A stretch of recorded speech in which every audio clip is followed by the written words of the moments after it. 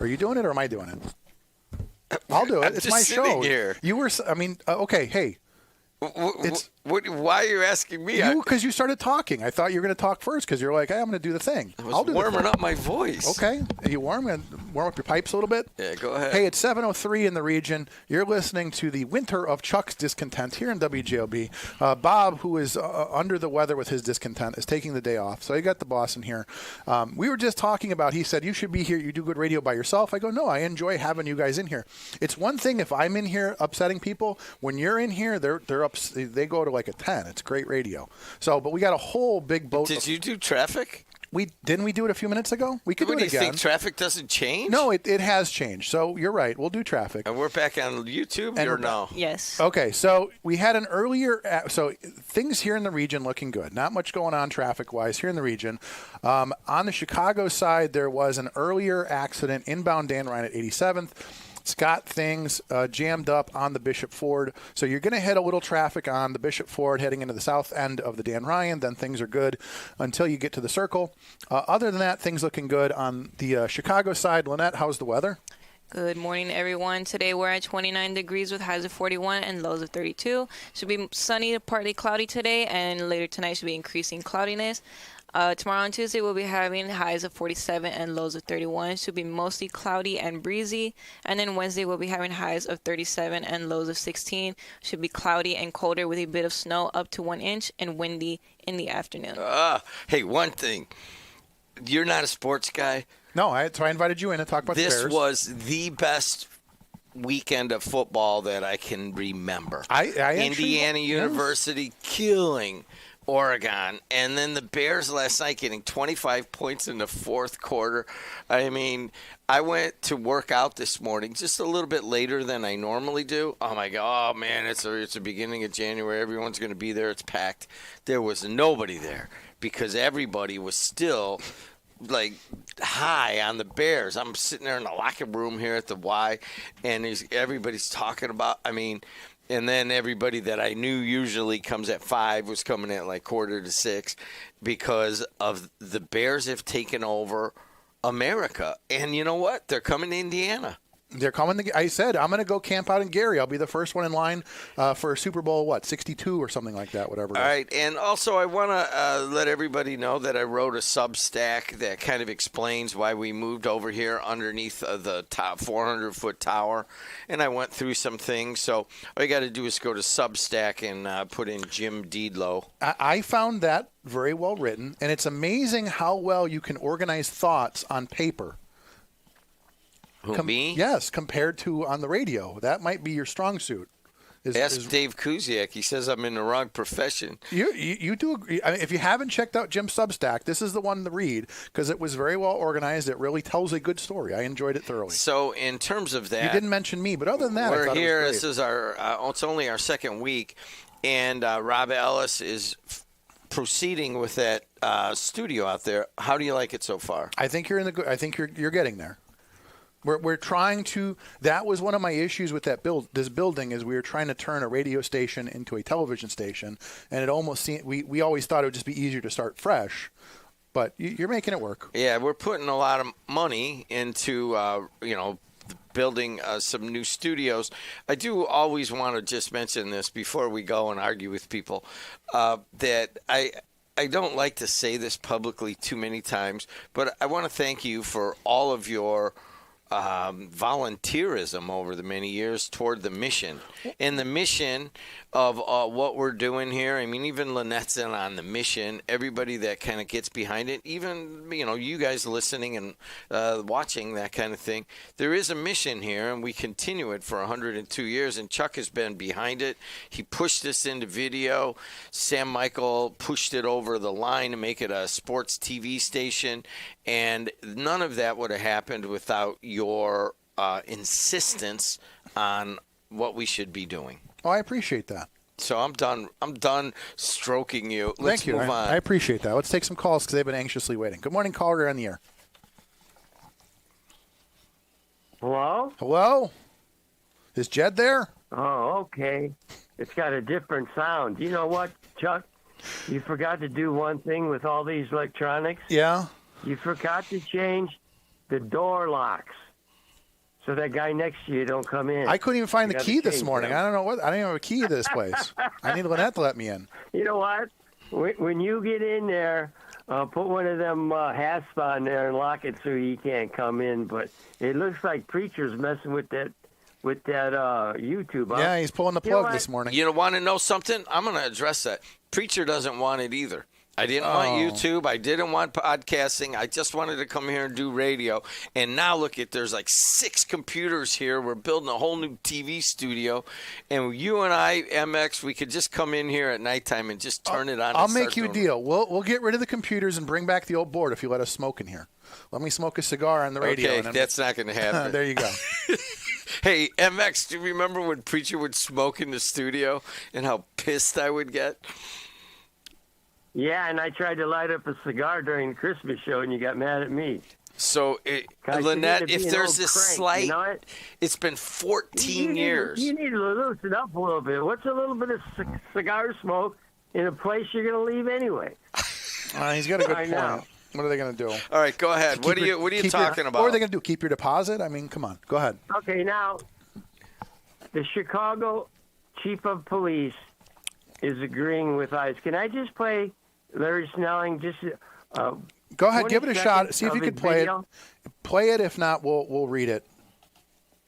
See if it works. Let me make this. Turn it up, Lynette. You'll probably have to hit the phone levels. It's all the way turned up. HSI are officers. They are agents of law enforcement. If you box them in with vehicles, it is reasonable for them to believe that they are being ambushed. Okay, now. So let me just reiterate what he said. MX cartoon. Here, real quick, MX. So he basically, this is Chicago Police Superintendent Larry Snelling. He basically says they are law enforcement officials, and if you box them in, they assume they are being ambushed. So he's trying to warn the city. He's trying to lower the temperature in Chicago. He's saying, don't go boxing in police officers. Don't go blocking the road. Don't go antagonizing them because they will feel they're ambushed and they will respond with force. So again, kudos to him for saying the reasonable part. And that's why I joked on MX Cartoons. I said, this guy's being reasonable. He's probably going to get fired soon for trying to tell people, don't ambush ICE. It's not going to end well for you. Accountability. Again, going back to accountability for your actions. Go ahead, MX. Well, it looks like he's a patriot. Now, this is the reason I might go back to Chicago, because we have a new Chief of Police, Larry Snelling, in the 2 videos that I posted in MX Cartoons, where you find the real news, you see. That's why we get shut down. We need to put Lynette in MX Cartoons so she knows what's going on instead of going on TikTok. Yeah. I'm only saying what he says. I'm not an expert, okay? But the Chief of Police from Chicago says you can't use your car as a weapon. Now, the game was over when they got the police cam from the ICE officer, and she hit him head on, and he fell on the ground, and he said, ooh. Clearly from that footage, the vehicle made contact with him, moved him back. There really, once you watch the different angles, there's really no doubt that there was contact made. There's really no doubt, and I agree with you on that. Are we really going to go through that? But we're not going to. But okay, so who hasn't heard that for? Because the new angle came up, the officer was filming with a cell phone, and it's very clear that contact was made. He got hit big time. You see what you want to see in that. Well, that's my point. That's the discussion: is that 2 people can watch 5 angles and have 2 different reactions. Go ahead, MX. Now, the same people that wanted to defund the police want to get rid of ICE. They're the same people. And now they're, I don't want to go that far, but I'm about done with it. And the ICE agent is going to get exonerated over the video of his cell cam, and the bullet went through the front. And you guys have a good day. Thank you for the call. Go ahead. You got to listen to an expert. The Chicago Chief of Police, who's sticking up for ICE right now, and what happened to that ICE Right. officer. I mean, that was a nice thing for him to say. He's saying there's accountability and don't do that. Huh? I appreciate it, MX. And change them locks. Will you change them locks? Okay. Thanks, MX. Gotta go. But to his point, though, is that this officer, even if he's exonerated, he was doxxed within minutes. They used AI to reveal his face. Turns out he may have served in the Indiana Guard. But again, his life is ruined, regardless of if he is exonerated or not. His life, his family's life has changed forever because of this interaction. Next caller. Good morning. You're on the air. Hello? Hello. Hello, can you hear me? We can. How are you this morning? Well, I don't feel that good this morning. I lost my brother down in Arkansas, and I'll be going down there next week. It wasn't because of the police. It's because he had been sick a while. He was in a nursing home there, and he got a call. So like I said, it's. And you asked me why would I go down there? Why would I bring him here? Well, he never left Arkansas. He wanted to be buried there where mother and my father was buried in Arkansas. So I had an opportunity to meet him just before he expired about a month ago. I was in Arkansas, and he looked like he was doing good. And when I got a call that I don't think we could save him. I think he said so. But let me just go a little bit further. Well, real quick, our condolences. Yeah, condolences, dude. Sorry, man. It's things like that really they hit you hard and they put life in a perspective. So our condolences and safe travels down to Arkansas. L.A., baby, you're going back to L.A. Yes, it's L.A. Hope, Arkansas. Let me just say this, and he had talked a lot about what's happening in America.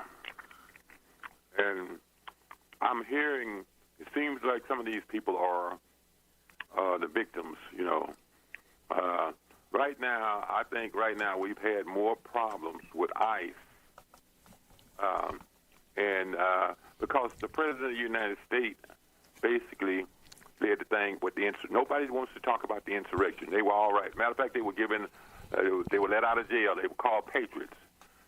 That's bothersome to me. That's bothersome to me that they could find a lot of time. And when the President of the United States, and I have to say the President of the United States, when he talked about the garbage, the Somalians there in Minnesota, not these people are decent people, and when you say that leads the ICE people going in and doing what they shouldn't be doing. And people don't want them in their community because there's been more problems. There's problems clean across America and the world now because of ICE. It's really about, and maybe Jim was leading to that. I don't know if he was. The situation in Venezuela. It's about oil. Who cares about? Did the President of the United States not gave a person who was a drug dealer, gave him a pardon and everything, gave him a lot of money?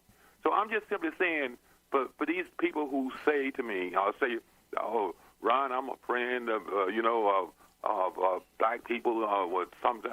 And when I say this, they say, "Well, you get erased." Well, I'm just simply saying what I'm hearing. The black and brown people in America and across the world are being attacked, and everything. And I'm not suggesting. I don't know what happened. I'm not going to say what happened in Minnesota. Hold on. Stop where you're at. Black and brown people across America are being attacked. Hold on a second. I just saw this. Mm-hmm. Trump says civil rights led to white people being very badly mistreated. President Trump's comments were a blunt distillation of his racial politics, which rests on the belief that white people have become the real victims of discrimination in America. Is that true? Is it white people or black people that are getting discriminated against? Yeah, that is sad. Well, it's always been early on that black people were discriminated against, but I think that thing has changed in America. And I guess that's one of the reasons why Donald Trump said, we're going to make America great again. And my interpretation of and other interpretations in my community, they make it white again. And I'm just saying that's what they're saying right now. in my community.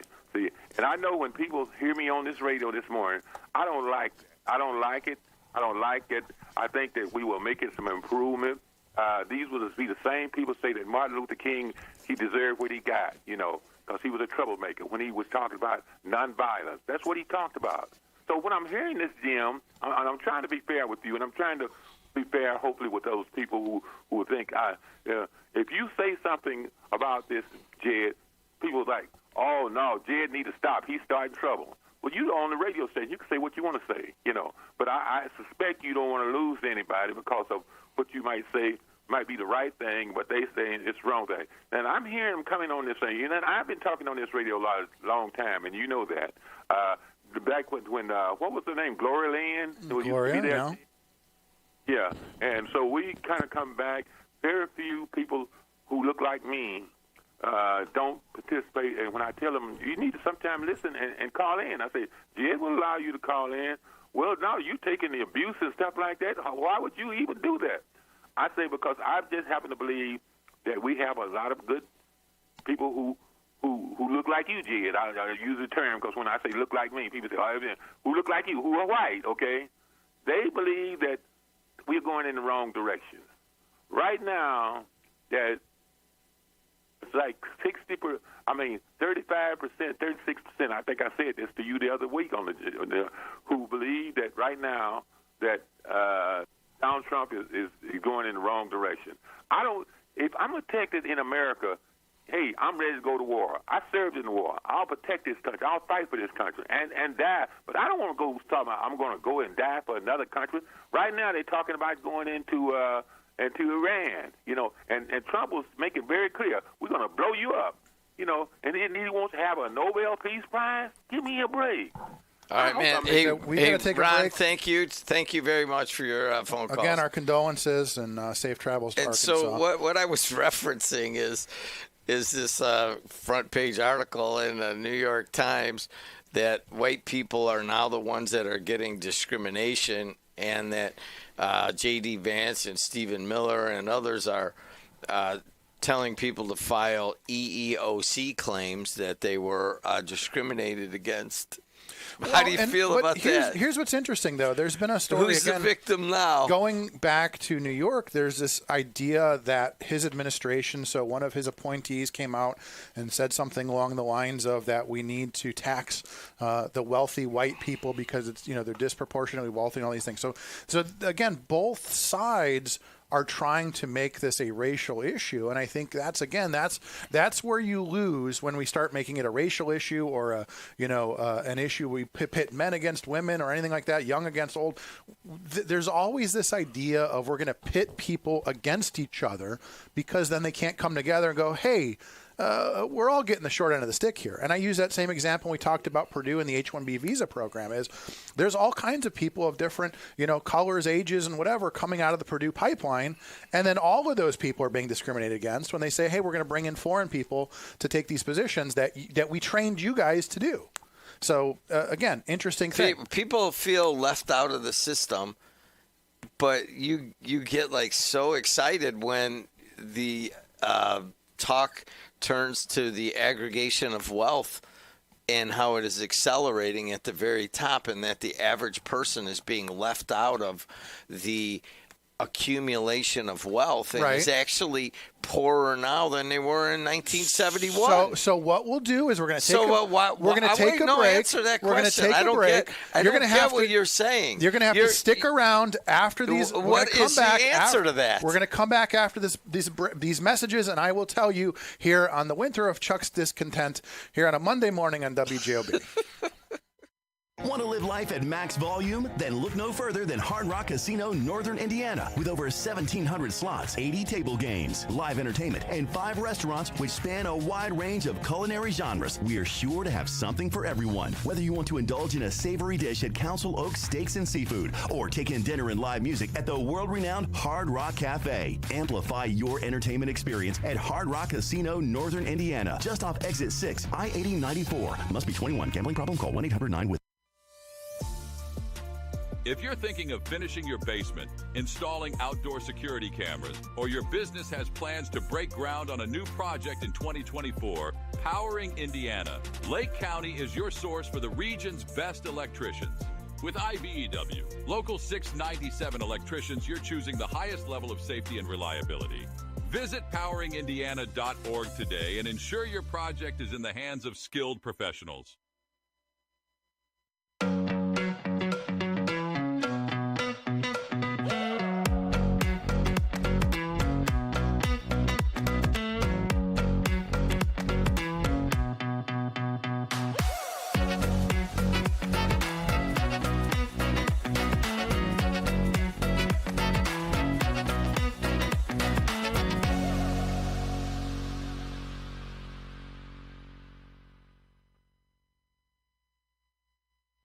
Have you ever considered becoming an iron worker? Local 395 is now accepting applications for their apprenticeship program. Go to ironworkers395.com. Look under the training section, click on apprenticeship, and scroll down to the application. You must be 18 years old, have a high school diploma or GED, and you must be physically able to perform the work of the trade. Find out more by calling the apprenticeship school in Lake Station at 219-962-7675 or visit ironworkers395.com. Welcome back. It is 6:24 here in the region. Jim ran out of the studio ranting about his glasses and Yetis and I don't know, yelling about clouds. So we've got a couple minutes. So while he's out, we're going to try to get some phone calls because I know you guys are patiently waiting. So let's take some calls while he's out. So good morning, caller. You're on the air. Well, actually, my question was for Jim. I mean, is he out of the urinal yet or no? He was yelling about a Yeti, and I think he left coffee cups everywhere, and he couldn't find his glasses, and he said there were too many leaves in the driveway. So I don't know. He's just yelling at everything this morning. So why don't we can he should be back at some point. I don't know, but he may be listening in the other room. But Go ahead. What's your question? I just need some clarification. I'm nothing more than a mouth breather from Hessville. Mm-hmm. 6 years of high school education from Morton High School. Right. I don't have one of these fancy Berkeley degrees like he's got. Right. But if the conversation relates to Minnesota and this woman taking a hot one in the head, he keeps referring to this term of they are resisting the tactics that our federal government is using. Right. And he's used that term more than once today. Chuck, maybe you could help me. Does that mean they have license to break the law? I'm going to go. That term means? Right, but I'm going to go back to my original point: is that their local government, including their mayor and governor, are essentially saying that ICE does not have authority in their community. So they are being told that ICE doesn't have the authority to conduct their operations in their community. So they are essentially not recognizing their authority. And that becomes a dangerous place to be in, where you think, I mean, again, every American citizen knows you don't throw things at police, you don't blow whistles in their faces, you don't do these things. And if you do, if you block the road, if, as the Chicago police superintendent said, you box them in, they're going to assume they're being ambushed.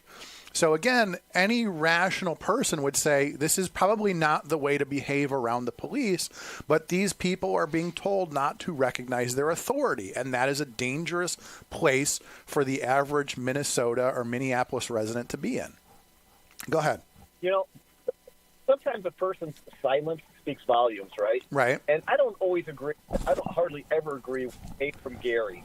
But there was a terror attack a couple of years ago where somebody in a minivan, they drove through a crowd door. I had to read.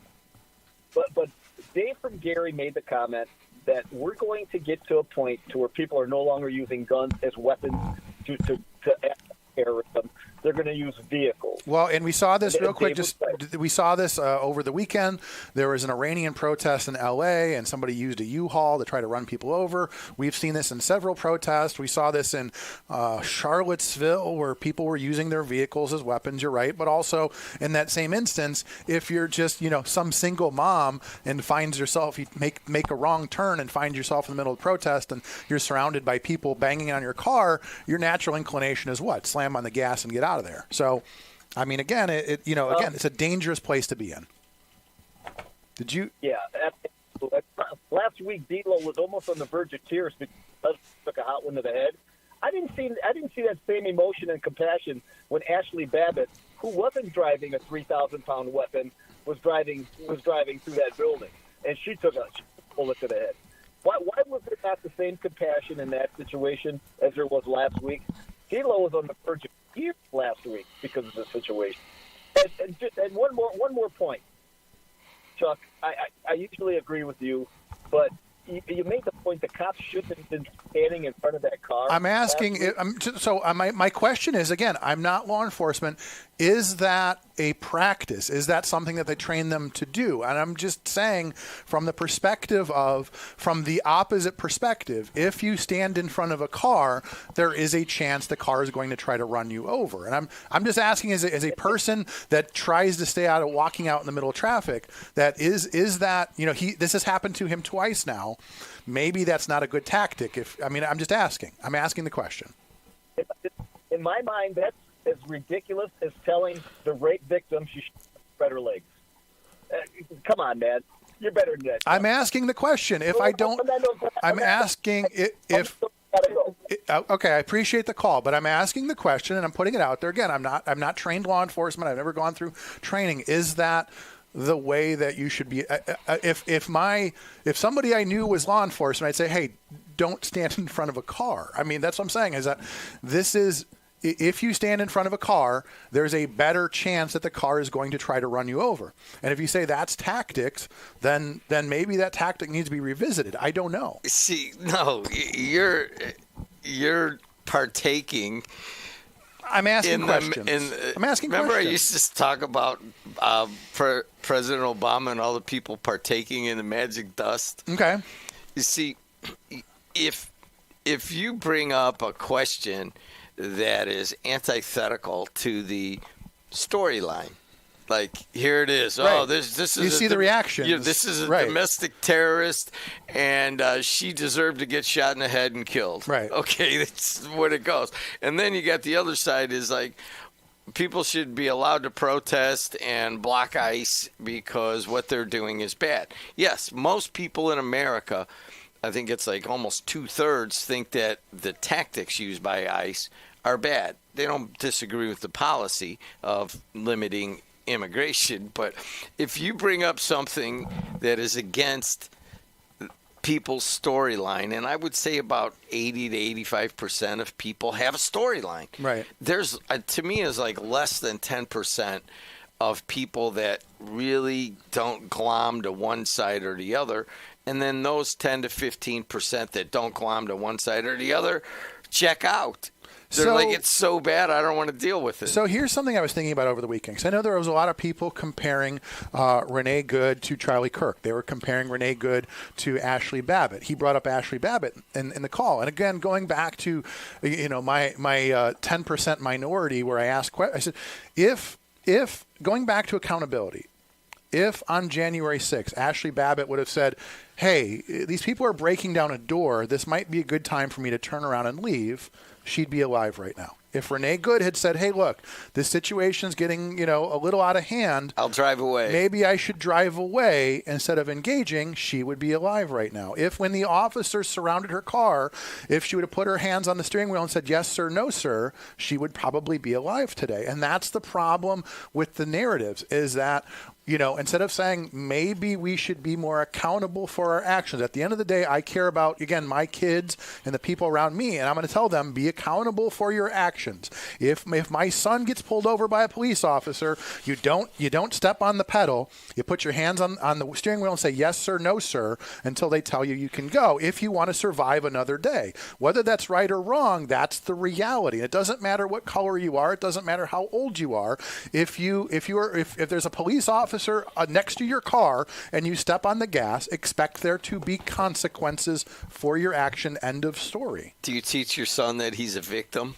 I teach him to be responsible, that every action has a reaction, and you need to be accountable for your actions at all times. And that's why he is a relatively he's a well-behaved, well-mannered, responsible young adult that knows how to do things and takes and I'm trying to teach the same thing into my daughter. You have to be accountable, whether it's cleaning your room or actions have consequences. Are you teaching him that libertarianism is the way for America, despite its reputation as a bunch of weed smokers sitting around in the kitchen? He has, since the first day that I took him to a train protest when he was a young child, when I took him to train meetings, he understands these things. You don't have to, I don't have to impart my politics onto them for them to understand these things.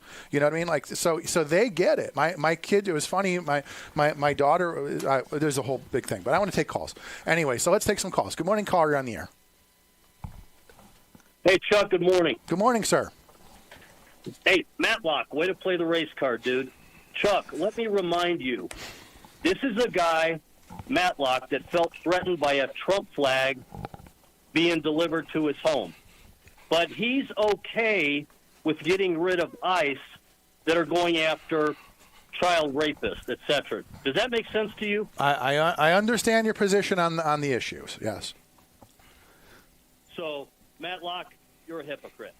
Number two, Deedlow wants to bring economics into this whole mess and sidestep the issue. Because it's a great straw man argument to blame Elon Musk. Yes, go ahead. Right. So is Jed okay with all the fraud being demonstrated in the Democratic cities? Because Jed is the biggest moocher. There's not a month that goes by that he doesn't beg for swag or can somebody buy us a new camera. But he laughs at ICE and law enforcement that wants to go after bad guys. So economics, Jed, are you against all the fraud and Trump's plan to get rid of the fraud? Jed? Is that a direct question? Here's the thing. Yes, I'm for fraud. I want people to rip me off, and that's what I look forward to. Again, Jed, it's a joke to you, isn't it? Typical liberal until it's at your doorstep. So are you against Trump going after the fraud? I told you I'm pro-fraud. It's going to be a meme. A Jed. Hey, wait. Hey, MX, start making it now. Start making the meme now. Okay. What kind of question is that? Yes, you know what? I'm pro-fraud. I mean, who in America is going to say, I want people that are going to rip us off? Okay. Then why can't you admit Trump is a good person for going after the fraud? Well, the only thing that I would interject here is why, even going back to Elon and Doge, why is it that we focused on, I mean, again, a daycare center making $1 million a year, yeah, that's not small potatoes, we agree. But also the big issue is always going to be your biggest line item, which is defense. So I don't understand personally why we didn't start with defense and work our way down. Or why did we not have, hey, we've got defense accountability. We've got, NGOs and USAID accountability. Why was it? I mean, that's sort of the thing is that I think Elon and Trump went the wrong way. And so out of the gate, they have these people protesting them because they thought they were attacking, minorities and poor people. I mean, again, at the end of the day, I think we should have gone after Department of Defense first and worked on that obvious fraud and work our way down. But fraud is fraud. Wait, you're not pro-fraud? I'm on the fence about fraud. Jed. Depends. Okay, go ahead. Jed, are you for Trump going after the fraud? No, I stated earlier that I'm pro-fraud. Okay, well, here. Listen, I got a question for you. Okay. Hey, new stuff coming out that white people have become the real victims of discrimination in America. This comes out of an interview that the New York Times did with President Trump. He said that there is reverse discrimination. J.D. Vance is asking white men to file complaints with the EEOC.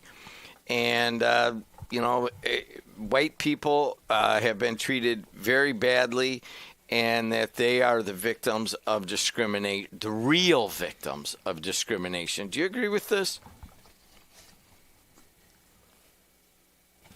I'm not going to claim discrimination, okay? But wait a second. You asked me about fraud. I gave you a direct answer. I want more fraud. Now you got to tell me about discrimination. Hey, reach down. Obviously, your trainer's doing a great job, I can tell.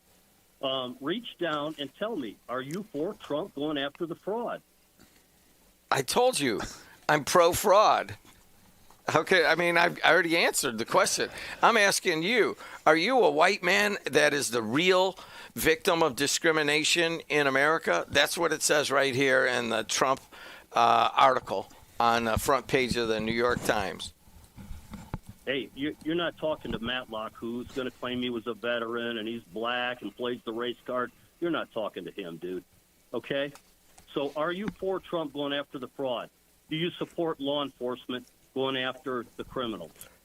Listen, that is such a leading question, but I will just tell you that I support people that want to get fraud out of our system, okay? I can make fun of it all I want. Now, I have completely answered your question. Now, you got to answer mine. Are you a white man who is one of the real victims of discrimination in America? If you're a man, you never claim victim. You claim victor. Interesting. Okay, that's so you don't want to answer that question? It's yes or no question. I'm a victor. I'm not like you, Deedlo. Okay, but are you a victim? I mean, right here, that's President Trump is saying that the real victims of discrimination in America are white men, and that they should be, and J.D. Vance and Stephen Miller are all saying, hey, it's time to file EEOC claims to get your rightful justice. This is not something I'm making up. I just was reading it sitting on the toilet this morning. And I want to know how you feel about it. Are you a victim? I'll never be a victim. Okay, thank you. That's a good approach. Thank you. I appreciate that, and I agree with you on that. Okay, so it is. I agree with that. I agree with that statement. Hold on a second. I agree with that statement more than anything that you have ever said, and that is that we have normalized being a victim in America. If there's anything else that happened, you're a victim. Today. Excuse me? Where are you on the PNW thing, Jed? PNW thing? Enlighten him. We started talking about it earlier this morning, the H-1B issue. We talked about it first thing this morning before he got here. We can revisit it a little bit. If you're going to ask me something that required extra reading or homework, I'll wait till Verley gets here and tell me how to think. He had to listen to his own thank you for your phone call. This morning. Hey, and I agree with you. Victims, you see, that's just it, man. I'm like reading this. I'm like, who's a victim here? I mean, why is everybody a victim? But it has to start. You're talking about accountability, right? And I'm like, so when I walk out of here and I got a problem, I created that problem. Right. My life and my life choices got me where I'm at. But how is blaming Elon Musk for your problems any different? Nobody blamed Elon Musk. You just did. You're blaming. No, the wait wealthy. a second. You catapulted. Yes. Me making the statement about the wealth disparity. Increased. That there is increased aggregation of wealth, and that will create an imbalance in society, and that's what's happening. That's all I'm saying. I'm not like you have gone to a personal libertarian issue that doesn't apply here. You're a victim. Okay, we'll be right back. Wait, who's not a victim? It's 7:41 in the region. We'll be back with more The Winter of Chuck's Victimhood here on WJOB. Do you like to work with your hands, creating something from nothing? Then think about Laborers Local 41. You'll get 432 hours of apprenticeship training, all while earning a wage with benefits and incurring no student debt. You'll travel to different job sites, learn tons of skills, and in a lot of cases, be the first one on and the last one off a job site. It all starts at laborers41.com. Teen parents face overwhelming challenges, but with the right support, they can build bright futures for themselves and their children. Mental Health America's ETAP program provides education, mentorship, and resources to help young parents graduate. Right now, your donation goes twice as far. Thanks to a generous match, every dollar given up to $30,000 is doubled, but only until March 31st. Scan the QR code, visit MHANWI.org, or mail your check to ETAP Match today. Before Notre Dame Federal Credit Union, we were being charged various maintenance fees and various check writing fees for all of our accounts. And with Notre Dame, we don't have that. We have that true community partnership. We get interest based on all of our parish and school accounts, and the interest rate is really second to none.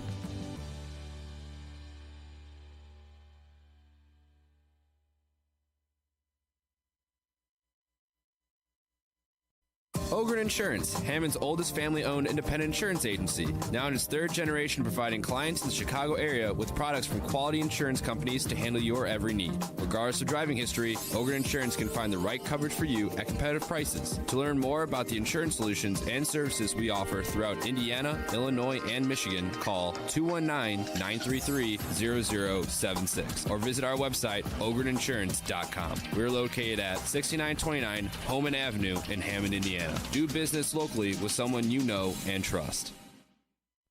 Buddy. Hang on. There you go.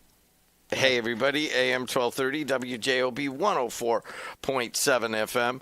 The voice and face of the region. 294 around the city looks pretty good. 80 going east and west looks good. To Bishop Ford up the gut of the Dan Ryan looks pretty good until you get to about 55th, and then it's bad. Skyway, Toll Road, Borman, I-65, they're all moving along well. In terms of the weather, good morning, everyone. Today we're at 29 degrees with highs of 41 and lows of 32. Should be sunny to partly cloudy today, and later tonight should be increasing with cloudiness. Tomorrow on Tuesday we'll be having highs of 47 and lows of 31. Should be mostly cloudy and breezy. And then Wednesday we'll be having highs of 37 and lows of 16. Should be cloudy and colder with a bit of snow up to 1 inch and windy in the afternoon. Okay, so here's what we're going to do. I was just looking at my phone. The text line here is, never have D'Lo on again. Give Jed the hook. I mean, so you're here for another. You're the one that made me get up. No, I wanted to chill this morning. So we got 7 more minutes. Talk about Bob Weir, and then I'll take calls, and we'll do I got to tell you that there is, a cultural icon like that going down. There's a lot of people who are kind of anti-Grateful Dead, and I get that. But personally, it has been a huge part of my life since I got thrown in jail at the 1981 Alpine Valley concerts, and that I got thrown in jail at a couple other ones too. But I traveled around, and I was able to inject into a phenomenon in America that meant a lot to me personally. I know Lane Paradis is listening. I know Brent Brazier is listening. And I know a bunch of other deadheads are listening. And it is, when Jerry Garcia died, it's like, all right, I didn't know the guy or whatever, but it meant a lot that the beginning of a chapter was starting to close down. Now Bob Weir is gone. To me, I kind of closed the book a couple years ago. We went and saw him at Wrigley Field, and I told my wife walking out, I'm like, that's the last money grab I'll ever go to, because it had kind of morphed into that. I think I paid $220 a ticket, and I'm like, I'm not doing this. I think the first ticket I bought was $7, but what it meant for America is that there was a place to go to inject into this kind of something else, a little spirituality. Music was good, buying grilled cheese sandwiches and traveling around with the Dead. That was a lot of fun. But ultimately, that chapter's closed. He died. That's it, and I feel sad about that. I feel much sadder that I'm going to be a pallbearer on Monday for my Uncle Dwayne D'Lo Sr. If you have not heard that, the former mayor's dad has passed, was my uncle, and I will be honored to be a pallbearer next Monday, so I probably won't sit with you next Monday. Starkey better come in. He'll be better by then. And in terms of the football, we were honored to have Don Fisher on Saturday night, and then we were honored to be part of the discussion all about the Bears. I mean, it is just a great time to be a football fan. This morning, Sam Michael will interview the voice of IU football for 52 years. It gets tens of thousands, probably 100,000 views today. So wait until about 9:30 and start checking Heartland Sports Network's feed, and you'll be able to watch that video of Don Fisher, who is just living his best life right now. Anything else you want to talk sports? No, I'm good. I mean, that's what you guys have a sports network for. And, I do got to say this to Mayor McDermott and Phil Talon and all. They're doing these stunts like during the Bears game. Oh, they took out they put a bunch of construction vehicles over there on Lake Calumet to see if it would work. And, it's an obvious stunt, and they got the kind of coverage that they wanted. And then Phil Talon's like, oh, we'll give you free wings. I forget what it was for. And it's like, I get that we want to raise the consciousness that the Bears can come here, but we don't want to sound desperate. You know what I'm saying? We are a very strong area right now, and we have a lot going for us in terms of housing and in commercial development and industrial development, and we need to bargain from a position of strength, and this is not something we're used to. We are in a great location. We've gotten rid of much of the corruption around here, and we have been able to have some sense of vision around here, and all of that is coming together, and we don't have to beg anybody. Okay, it's a good place to leave it. Do you want me to leave? No, well, you said you had to go. I do have to go. Yeah, and we have to take a break. Again? Yeah. Anything else you want to say about life? I mean, no, we were going to talk to Lynette. I still have another half. And here was my comment. Go ahead. And I read it, and I wrote it in my Substack. And literally, go to my Facebook feed, my personal Facebook, Jim Deedlow thing, is that in the last 6 months, Lynette, I have come to realize by doing a little study and by my son-in-law who works in AI that 2025 was supposed to be the year where AI kind of took over things, and it didn't happen. Self-awareness, yeah. I saw Terminator. Yeah. Yeah. But I honestly feel that the economy is about to make many jobs obsolete. Now, we've already lived this with the steel mills. Right. Remember, they went from 30,000 and there was like 50-year-old guys walking around not knowing what to do. They got laid off when they went down to 40, they lost 80% in a few years, right? So we are having, in my mind, we have to at least have an understanding that may happen very shortly. And it hasn't happened yet, and slowly. So what happened with the unemployment numbers on Friday was that The Economist, the Wall Street Journal, most notably said this is the first number that is showing that AI is having an effect, and it will be blowing up industries left and right. Do you agree? I'm going to write on my little piece of paper, AI is a fad, and then we'll revisit this in about 10 years. You think it's a fad? AI is a You agree fad. with you? That's what you say. Yep, I'm writing it down. You say AI is a fad. AI is a fad. And I am disagreeing with Chuck Pullen, which this has happened thousands of times. Right. That AI is about to do a sweeping change of economic production in America. Why do you say it's a fad? It's a fad. It's a fad. How do you say that to somebody who just came out of school and can't get a job? Right, you get a phone call coming in. They're like, "Where are you at? We have a meeting going on." Yeah, I do have to go. Right. I have a 7:45 meeting that's supposed to start. Okay. Yeah, bye. Hey, thank you. This is how I like it. Now I it's get nice. to leave. And now you got all the heavy lifting. I got 5 angry phone callers that have been waiting since 7 o'clock to take calls. So you get to go. You dropped your grenade and you get to go. So go enjoy goat yoga or whatever you're doing. Okay. I appreciate it. Thank you for stopping by. Here's what we're going to do. We are going to reset, and then I'm going to power through calls. I apologize. You know how it gets when he walks in here. It's literally MX. I need that Miley Cyrus wrecking ball meme. He comes into the studio like a wrecking ball.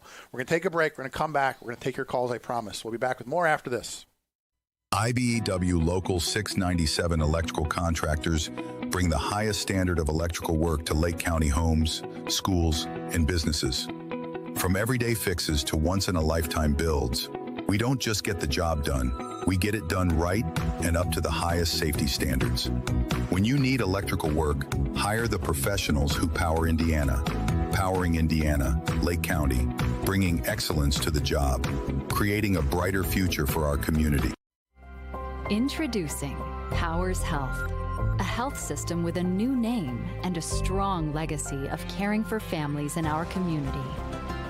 One with a tradition of advanced specialized services and a vision for the future. One with a commitment to medical excellence and compassionate care. Everything we do, everything we believe, powers health. Do you want to get a vaccine, but it's difficult to get to your healthcare provider? Call the folks at Right Care Pharmacy. They'll come to your home, discuss your vaccination status with you, and administer the appropriate vaccine with expertise. They offer vaccines for flu, shingles, pneumonia, hepatitis A and B, TDAP, RSV, and COVID. They've been serving the Lake and Porter County community for over 11 years and are fluent in Spanish. Call Right Care Pharmacy at 219-655-5028. For over 100 years, Roofers Local 26 has been keeping Northwest Indiana dry and safe. Since 1919, our highly trained members have built a reputation for skills, safety, and reliability. With a 4-year apprenticeship and certifications in OSHA safety, first aid, and CPR, we deliver quality you can trust. When you need roofing done right, choose Roofers Local 26, protecting what matters most for over a century. For more information, visit www.roofers26.com. High school basketball postseason is here, with the girls starting February 3rd and boys March 3rd. Be on every game for as low as $1,500. Sponsor local. Reach millions. Visit heartlandsportsnet.com today for more information. 7:54 in the region. You are listening to the Winter of Chuck's Discontent. Although I think it's the callers that are having the discontent this morning. Jim is gone. We're taking calls. I promise. People said I've been on hold since 7. He's gone. We're going to take calls. It's all about you guys now. So let's take a call. Good morning, caller. You're on the air. Chuck, you got your show back. I got my show back until MX comes riding through the studio. But okay, go ahead. What's on your mind? Well, first I was going to tell Jimmy, no gummies on Monday at the funeral. Try to lay off them, okay, Jimmy? Try to go in there straight and honor your family. Don't be a schmuck you're coming in and wrecking Chuck's show. So, one shout out to Ron Matlock. Hey, sorry about your brother passing away, dude. We appreciate that. I thought that'd be a nice little gesture, It right? was, yes, absolutely. Peace in the hood. But Jimmy was asking about white people being victimized. And I can give him a good example because the Supreme Court ruled against Harvard because they were discriminating against Asians. They literally, for like a year-and-a-half period, didn't allow a single Asian into the law school. Right. Now, why would that be? Oh, because we got to put dumber people in. Now, the Asians then went to the Supreme Court and said, yeah, this isn't fair. And, of course, they won. I think it was either 7-2 or 9-zip. Kind of think it was 9-zip. And then there was a case way back when, Bakke versus UCLA. Same deal about a white guy going to UCLA's medical school. Went to the Supreme Court, and he won also. Because you have to do things on merit. That's what counts. You can't just put somebody where you think they're going to fit. It turns out that didn't work out too well in L.A.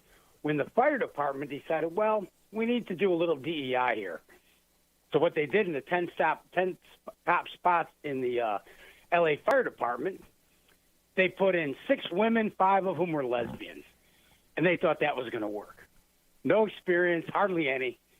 They carried a couple hoses and drove a couple trucks. And next thing you know, L.A.'s on fire, and nobody knows why. And it didn't work out that well. You need to put qualified people into positions. Like the former head of the Hammond Police Department said, we're not giving anybody a break. We're going to put in the people who are qualified. We'll line them up from A to Z, top to bottom. We're going to take the top 10. We don't care what they are, other than they got to be in shape and qualified. And that's it. I don't know how hard it is. Okay. It again, bigger issue, goes back to accountability. It goes back to the quality of education in this country. And are we preparing young people for the working world, or, what are we preparing them for? Are we trying to just make them conform and fit into a little box? And again, bigger discussion. We've done it before. We'll do it again here on these airwaves. So I got to get through some other. That leads back to the whole scheme and scam of what our university process is. Right, and that's why I said from the beginning. It's just a conveyor belt. Get them in, get them out, and a bunch of uneducated people and unqualified people get jobs at Purdue Cal, making a lot of dough, doing a lot of nothing. But as long as that government money's coming in, baby, they're all good. Hey, Right. By the way, Jimmy's not a wrecking ball. He's not even a pickleball. It's not a pickleball. He came in like a pickleball. How about that? That'll be the new meme. I had to get that on AI, by the way. Well, at least somebody's using AI for something. Hey, Chuck, one more thing. Yeah. Hey, one more thing.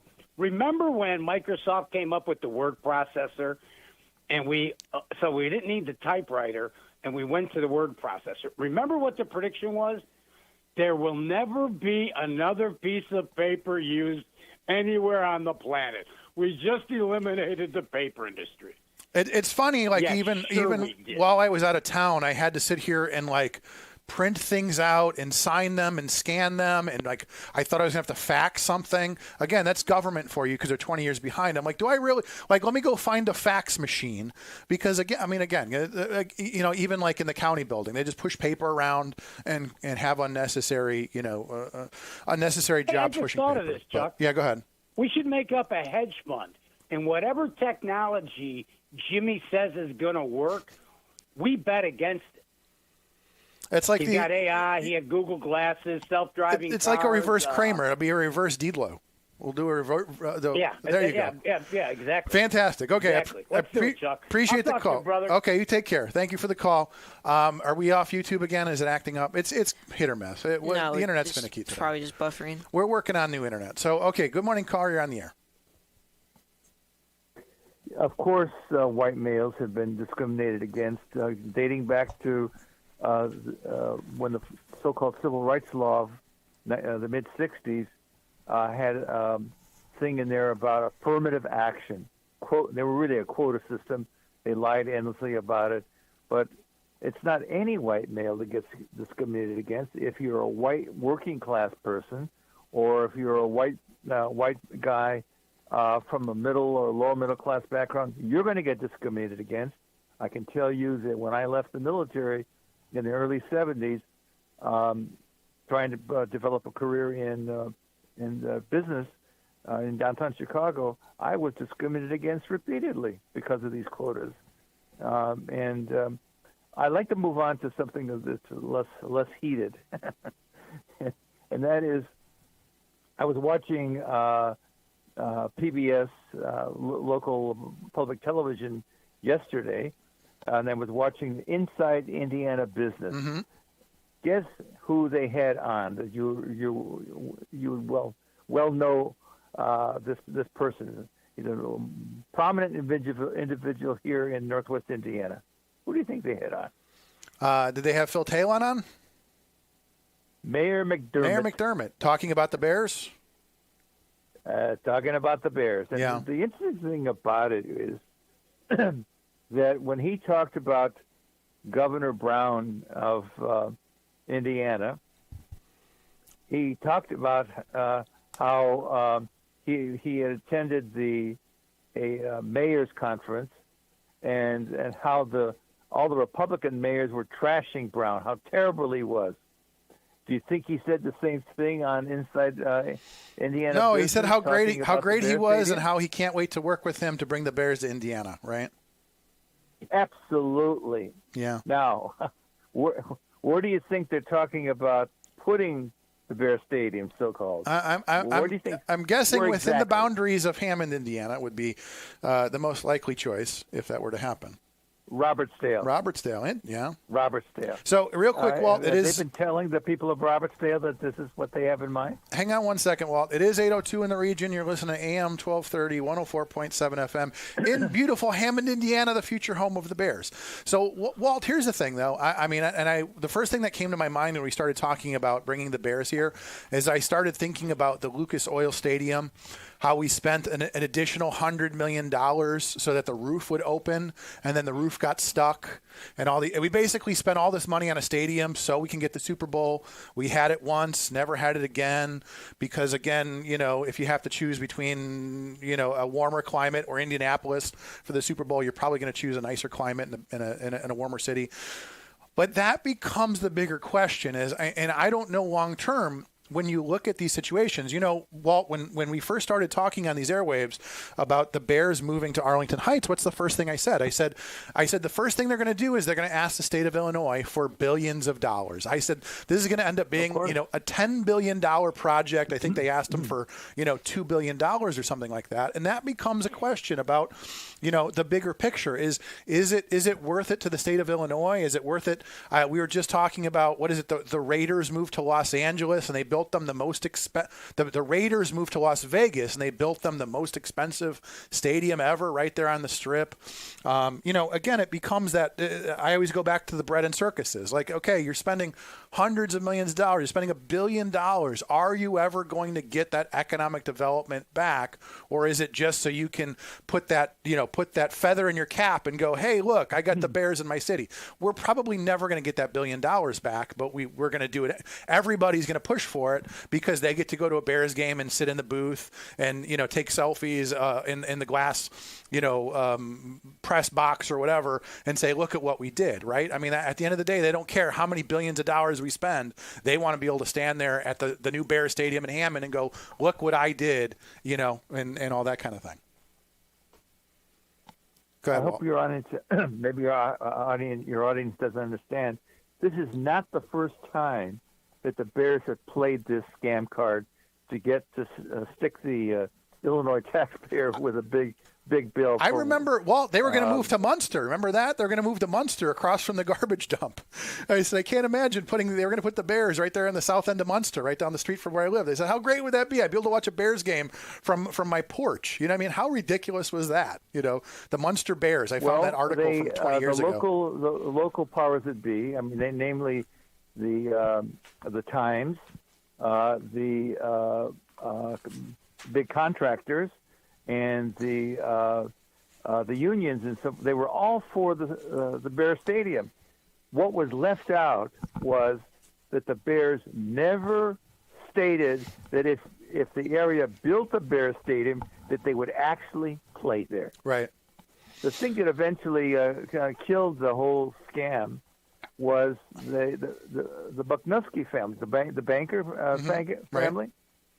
Right. They got involved with the opposition, and they paid to bring in a professor who was a specialist on sports economics, and he said, and he was interviewed by the Times, which kind of surprised me, but of course the Bucknowskis have a lot of power around here.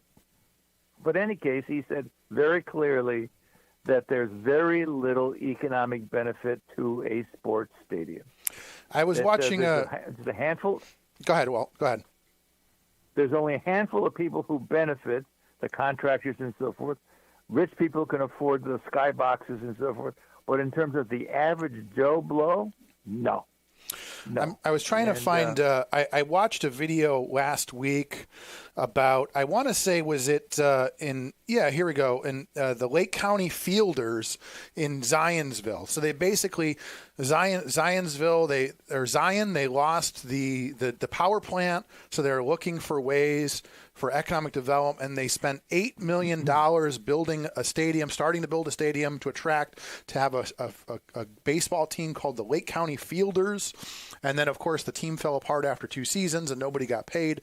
But again, we've seen that over and over again, is this idea of, let's dump all this money into a venue.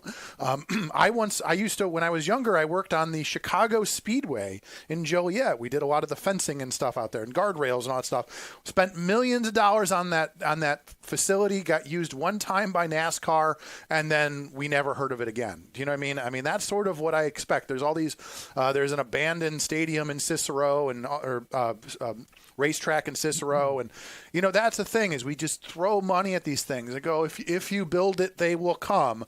Well, it's not always Iowa in the field of dreams. So, but again, people love their bread and circuses, Walt. So what can you do? But I appreciate the call. I got to move on, take a break. So what do you want to do, Lynette? You want to take a break and then get some more calls? Sure. I appreciate the call, Walt. Let's take a break. We'll be back taking your phone calls here on a Monday morning here on WGOB. Becoming a truck driver doesn't have to be complicated. At Schneider, we make it easy to get your commercial driver's license and start your new career. With our CDL apprenticeship training, you'll get paid to become a truck driver in just 5 to 6 weeks and have a Schneider driving job waiting for you when you've completed the program. Plus, during training, Schneider will provide transportation, lodging, and meals at no cost to you. Ready to get your career on the road? Learn more and apply today at SchneiderJobs.com. That's SchneiderJobs.com. When life takes you places and you can't get to the store, shop online with Strack and Van Til To Go. Our to-go service is easy to use, and it can save you time and money. Once your order is in, our own Strack and Van Til team preps your order with care. For delivery or pickup, enjoy the convenience of letting our to-go team shop for you. Enjoy your special moments. Sign up online today at shop.strackandvantil.com. Tech Credit Union supports the essential role of union labor in building strong communities. That's why we offer hassle-free banking, financial empowerment, and a commitment to your success. Save for the future, handle life's challenges, and trust a partner that stands by hardworking union members. Tech Credit Union, the better option for you and your money. Visit techcu.org or call 800-276-8324. Tech Credit Union, supporting union families every step of the way. From the gas in your car to the heat in your home and the roads that you drive on, our work powers daily life. We are USW Local 71, the proud men and women of the Whiting Refinery. We're not just refinery workers. We're your friends and neighbors, raising our families here, shopping in the same stores, and cheering in the same stands. USW Local 71, powering the region because we are the region. 8:09 here in the region, 8:10 now. It's Monday morning, January 12th, 2026. You are, of course, listening to the Winter of Chuck's Discontent. A lot of discontent this morning, but we're working through it. It's like a group therapy. Bob's out sick. He had the strep throat, shouting too much. Told him you got to calm down. Stop shouting at everything. Getting all worked up. The boss was here. As Mad Max said, he came in like a pickleball, and now we're cleaning up the pieces. We're taking your phone calls, so let's get through some of those. Good morning, caller. You're on the air. Good morning, Chuck. Good morning. I hate to do this again. Mm-hmm. But a certain professor, I won't mention his name, said if you're over the age of 55 and you got gray hair, you're white privilege. Remember that, Professor? Okay, yeah, I vaguely remember that. I've got that. Well, I've got it taped. And he said it in front of his college students. And this is what Vance was talking about the racism against older men that are 55 years old with gray hair. Well, and MX, real quick, though. Teaching over there. Right. So, but What? here's the thing: is that necessarily a race issue? We know that, for instance, older people have problems if something happens, and you lose your job, you're late in the game, you're in your 50s, and you're looking for another job till you retire, and those people, regardless of race or sex, have problems getting jobs. So, is that a racism issue? Is that sort of like an ageist? What are they called, ageism, or whatever they call that? Is that discrimination based on race, or is it because people want young blood in their in their office, kind of thing? No. Don't shoot the messenger. I'm asking. This is why we talk about these things. Go ahead. The professor said, like, I'm just the messenger. Right. I'm not going either way. The professor, I can name his name. I got the video. If you're over 55 years old and you have gray hair, you are white privileged. No, that's very false right there. Okay, there's no white privilege, and that is teaching the wrong thing to younger kids. It's not right. But I forgot what I was going to say about the second one. See, you're getting old. That's why they don't want to hire you in that McDonald's, because you're going to forget all the orders. This is nothing about being hired. This is about walking down the street and being 55 years old and having gray hair. Now, the younger generation, because he said it in front of a bunch of his students, and he said it on WJOB. So now that I walk into a store and I'm an older gentleman with gray hair and 55, these kids might take this wrong. Well, and again, right, and that's unfortunate because a lot of older people with wisdom, Walt, I always enjoy it when Walt calls and when older people call because they have a certain amount of wisdom that I don't yet have. And one of the things that I learned at a young age, I said, sometimes, sit down, shut up and listen to your elders because they're going to teach you something whether you like it or not, right? And if we're going to basically tell young people that, don't listen to those old coots and whatever, then they're not going to learn anything. So. Okay, Jed, I'm calling you Jed. I'm sorry. I'll let you go. Take care. Okay, appreciate the call, MX. Okay, anybody else? Let's take another caller. Good morning, caller. You're on the air. Chuck. Oh, look what it is. Brad Gimble, how are you? Good Lord. I'm okay. How are you doing? So you've only been on hold for an hour. What are you complaining about?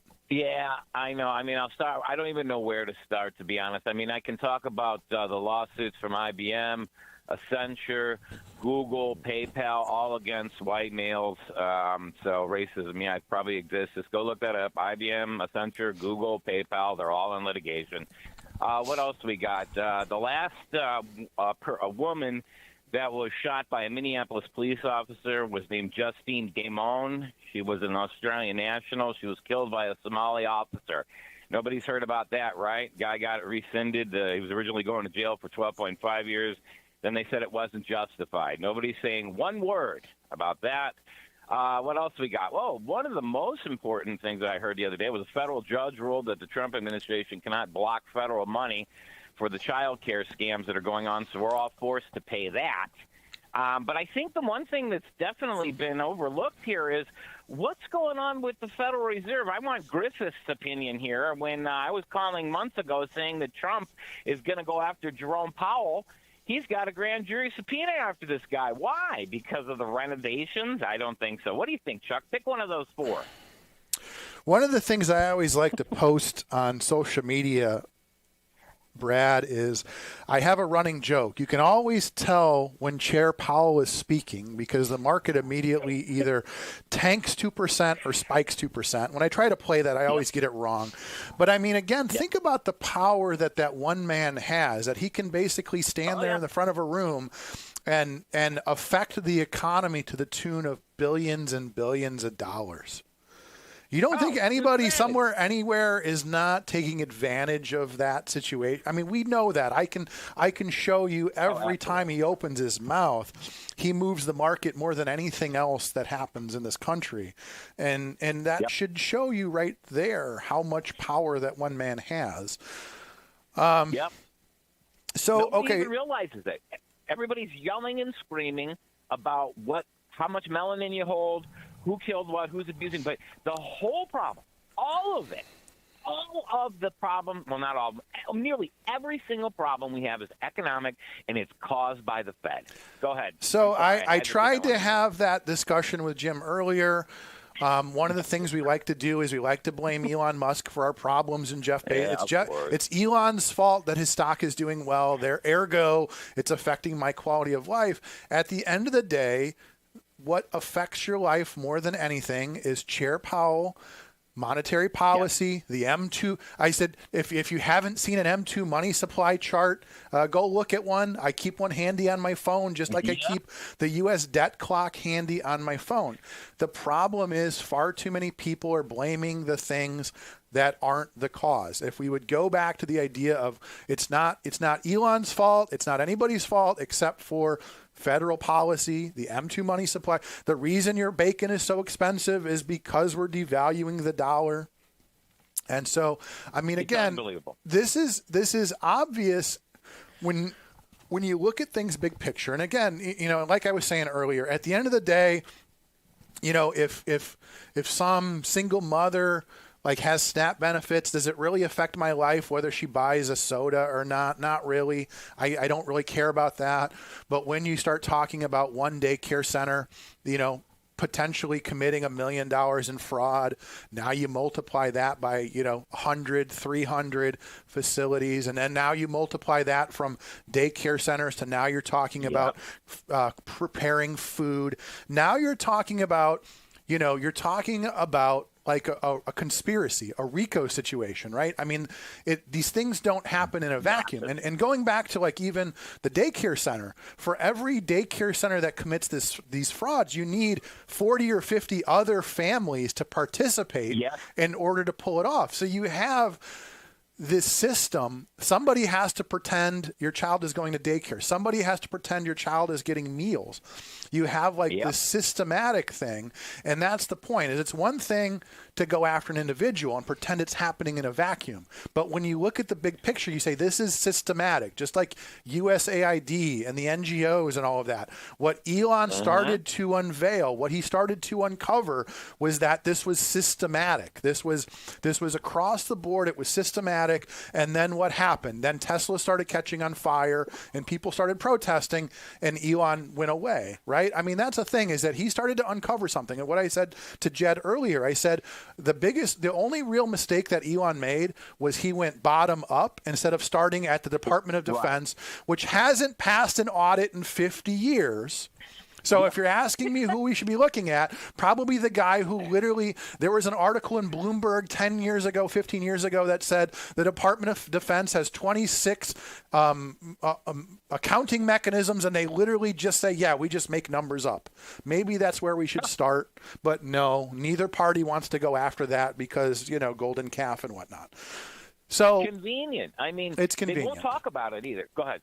No, go ahead. You called. You've been waiting. I want to hear from you. No, it's all right. They won't talk about it. Did you notice that? They will not talk about this fraud. They side-skirt it. They do everything they can to not admit that the vice president that they were voting for, this Walz guy along with Kamala, is going to get caught in this. And this is the tip of the iceberg. And I've been calling for years. I am nonpartisan. I don't care. I think the system needs to be torn down and completely rebuilt, not by a technocracy, by actual American people that have been here for a while with some experience, not just some college kid coming out.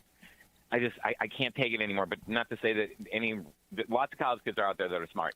But this is so out of control. When they hit Illinois and California with these numbers, if I hear anyone from the Democratic side defend any of it, you're un-American. You might as well be a financial terrorist, because that is what has been going on. It is financial terrorism, what has happened to us. It's financial terrorism that a judge is basically saying you have to pay. It's absolutely, this is the biggest fraud literally in world history that's going down. And they're arguing about the smallest petty things on that side. And I'm sorry, there are plenty of people, and I love them dearly, and I will jump in front of the bus for people that I know that are on that side of blue and Democrat. But this time, you guys, you have to be on the right side of history here. You will never, ever live this one out, because I'm going to tell you one thing. I kept my mouth shut about COVID and all the crap around that because everybody's feelings were hurt in case somebody was dying from the flu and the doctor came in and said you had COVID when it was just the flu, and that brainwashed everybody. But this one is about money, and there's nothing that can be tied to it emotionally. You are either a criminal that took it, or you're covering it up, or you're with them and you're complicit in it and you want the fraud. So when someone says, I don't, and Boyd's the answer with, oh, yeah, I want the fraud, you know, a bunch of people might be in on the fraud. Just be careful. Look around, Chuck, real quick, lastly. Yeah. We live at ground zero with the Somali population. The most live right in this area. Look around. There's daycares everywhere, folks. They're all over. Right in Dyer, right in Highland.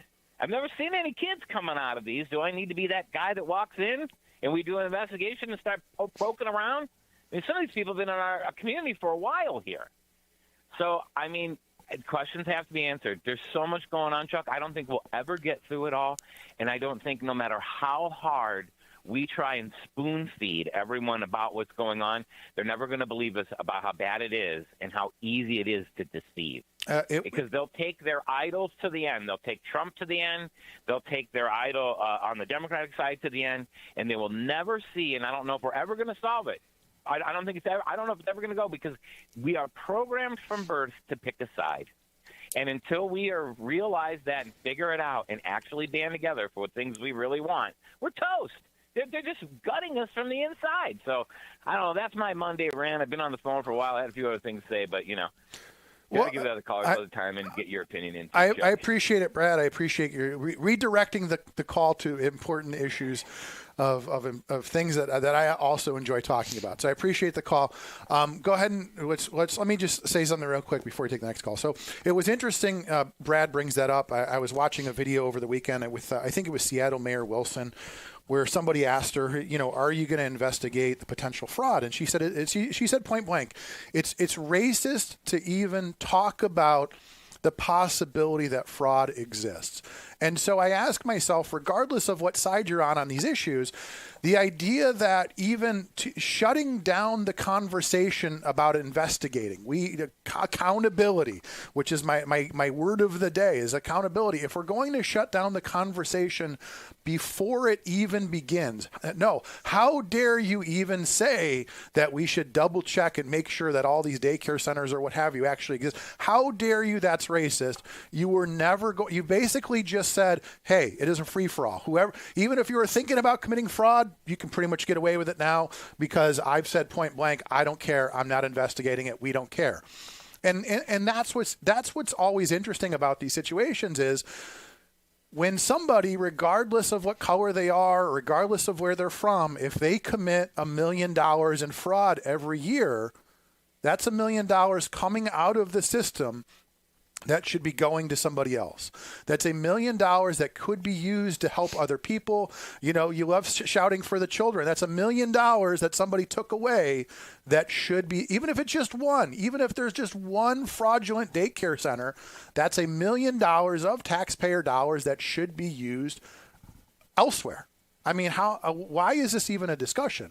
And again, if you're being accused of something, I would think that you would want to sit there and say, hey, look, we've done an in-depth investigation. We double checked the names and the Social Security numbers, and we went through. I can assure you with all confidence that the rest of these daycare centers are real. Those 40 children are real. They're going there. I can assure you that everybody who, I'm a good steward of your taxpayer dollars. Those children exist. The billing is correct. All of this is above board. I would think that would be my reaction if you were accusing me of something, instead of just saying it's racism, move on, we're not talking about it anymore. But that's just me. Let's take some calls. Good morning, caller. You're on the air. Morning, Chuck. Hey, Brad Gimbel. Good call on the fraud. You're either part of it or you're against it. Well, when Wallace's reaction was, I'm not running for re-election, it's kind of like, I'm not talking about this and I'm not running for re-election. Have a nice day. It's like, oh, what just happened here? Right? I mean, it's like, okay, well, good luck. So anyway, go ahead. And Chuck, your comment that it could be going to somebody that really needs it, excellent breakdown. Hey, I want to run a test real quick because I saw it with Deedlow a few minutes ago. But for your YouTube viewers that didn't get to, I want them to take a look at their YouTube screen right now. Mm-hmm. Are you ready? I'm just running a test.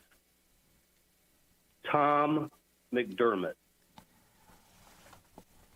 What are we looking at the chat room? What are we looking at? You can't hide it, Chuck. What? You cannot hide your reaction, no matter how hard you try. I've never said I was a good poker player. I've never tried to be I've never said I had a poker face, but I also I don't want to be on the front page. So there you go. What's at the base of that, Chuck, with you?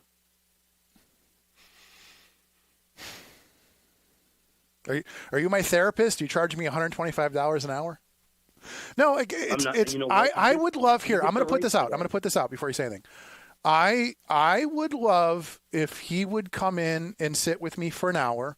I would not refuse an invitation to be on LockPod. If somebody's listening and says, hey, he would come on your show if you'll come on his, and we can work it out. Because, again, at the end of the day, you're right. There was a time period that we had an unhealthy situation that we both played into, and it got out of control. And I think I've tried to step away from it, and I think he's done the same. And it wouldn't be the worst thing in the world if we sat down in a studio for an hour and worked out our issues. It wouldn't be the worst thing in the world. That's all how about that? I'm going to use the word disdain. I mean, I think that's Bumper. You have a disdain for the man, and I just wondered where it originated. I don't think it's fair to talk about somebody if they're not, just like where we talk about D'Lo when he's not here. I'd rather him sit here and talk. So that's what I'm saying. If we're going to have that discussion, I'd rather do it with the mayor sitting here or me sitting at his studio, his LockPod studio. If we're going to have that discussion, I'd rather do it with him in the room, with him able to respond, and us have I think that we are both responsible, reasonable adults, that if that was going to happen, we can have that discussion in person and have a reasonable discussion and work through some issues. How about that? And that sounds fair. And if there were to be somebody to sit in the middle, would that be a Bob Starkey to put the questions out so it doesn't become a shouting match? Or would it be perhaps MX or even Mad Mac to sit in the middle and say, Mayor, your turn to respond? You think bringing Mad Mac into the room isn't going to devolve into shouting if you have Mad Mac? No, I mean, I think it should be somebody completely non-part, like Lynette would be perfect. Somebody like that, a person who wasn't here for all of that. Somebody like, one of the younger producers, somebody that was not here for all of the stuff that happened and doesn't even know about what the whole situation. I think somebody like that would be impartial.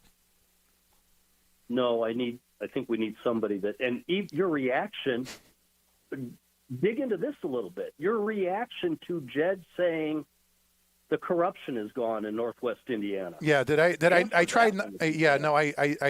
scoff audibly? I didn't mean to. I was trying to internalize that scoff. I apologize if it made its way through the airwaves. Yes. I mean, the idea that this is everything But here's the thing. You did everything but eye roll and spit on the floor. Every time that somebody gets indicted, every time that a mayor gets indicted, Jim goes, I think that's it. I think we got the corruption this time. It's comical because, as I've said, the corruption, just like we talked about with these daycare centers or whatever, the corruption is institutional. That's the way we've always done it. You guys talked about the sheriff last week. I mean, again, every time you guys bring it up, I just say that's the way we've always done it from, the bunch that's sentencing hearing. Like it's comical that anybody that pays attention like Jed supposedly does would just say there's no more corruption. It's just comical. It's laughably comical. And I'm just here with my popcorn because what else can you do at this point? Hey, hope Bob Starkey's feeling better. No, I hope so too. Yeah, no, I mean, that's the one thing that you can't do on the radio is you can't come in with strep throat. Like you can power through a lot of things, but if you can't talk on the radio, it doesn't work well. So, hey, I appreciate the call. We got to take a break. So let's do that. Let's take our break. We'll do traffic and weather and all that fun stuff. So we'll be back with more the winter of Chuck's Discontent here on WJLB. Are you sausage curious? Who's ready for Polish? Big Frank Sausage has the very best Polish food in the region. You had a mouthful of Big Frank sausage? We have a full bar, dine-in, carry-out, delivery, and catering available. I've had a mouthful of Big Frank sausage. I've got a mouthful of Big Frank sausage. 219-378-9556. Smacznego I na zdrowie. Who's ready for Polish? High school basketball postseason is here with the girls starting February 3rd and boys March 3rd. Be on every game for as low as $1,500. Sponsor local. Reach millions. Visit heartlandsportsnet.com today for more information. St. Nicholas Byzantine Catholic Church, located at 8103 Columbia Avenue in Munster, celebrates Divine Liturgy every Sunday at 9:30 a.m. We are Eastern Rite Catholics in union with the Pope, the Bishop of Rome. All Catholics who celebrate Divine Liturgy or Mass with us fulfill their Holy Day and Sunday obligations as they do in their own churches. Join us in person this coming Sunday to find out the beauty of a Byzantine Catholic Divine Liturgy at St. Nicholas Church. But it's kind of, listen, you got to catch up. Yeah. I'll catch up with you. I'll be right back. I'll see you in a minute. Anything else? Yeah. Well, what's up, boy? Hey, Ryan. Not tonight, man. Not tonight. Oh, yeah. You guys are right. Hey, come on. Let's go. Come in.